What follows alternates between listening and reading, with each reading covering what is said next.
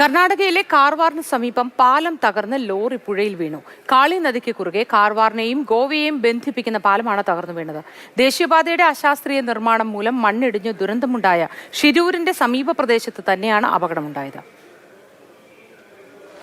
കാർവാറിനെയും സദാശിവഗഡിനെയും ബന്ധിപ്പിക്കുന്ന 40 വർഷം പഴക്കമുള്ള പാലമാണ് തകർന്നു വീണത്. ഇന്ന് പുലർച്ചെ 1:30 അപകടം. 3 ഭാഗങ്ങളായി ഇടിഞ്ഞ് പാലം പുഴയിലേക്ക് പതിക്കുകയായിരുന്നു. ഈ സമയം പാലത്തിലൂടെ കടന്നുപോയ ടാങ്കർ ലോറിയും പുഴയിൽ വീണു. അപകട വിവരം അറിഞ്ഞെത്തിയ മത്സ്യത്തൊഴിലാളികളാണ് ലോറി ഡ്രൈവറെ രക്ഷപ്പെടുത്തിയത്. ദേശീയപാത വികസനത്തിന്റെ ഭാഗമായി തൊട്ടടുത്തു തന്നെ പുതിയ പാലം നിർമ്മിച്ചിരുന്നു. എന്നാൽ ഒരു വശത്തേക്കുള്ള ഗതാഗതം പഴയ പാലത്തിലൂടെയാണ് കടത്തിവിട്ടിരുന്നത്.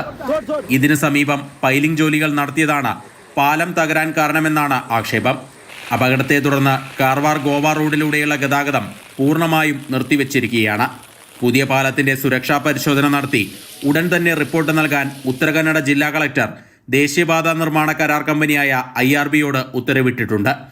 മണ്ണിടിച്ചിലുണ്ടായ ഷിരൂരിൽ ദേശീയപാത നിർമ്മാണ കരാറെടുത്തതും IRB കമ്പനിയാണ്. ഈ മേഖലയിൽ കാര്യമായ പാരിസ്ഥിതിക ആഘാത പഠനം നടത്താതെയാണ് നിർമ്മാണ പ്രവർത്തനങ്ങൾ നടത്തുന്നതെന്ന ആരോപണം നേരത്തെ തന്നെ ഉയർന്നിരുന്നു. IRB കമ്പനിക്കെതിരെ കളക്ടറുടെ നിർദ്ദേശപ്രകാരം കാർവാർ നഗർ പോലീസ് കേസെടുത്തിട്ടുണ്ട്. മാതൃഭൂമി ന്യൂസ്, ബംഗളൂരു.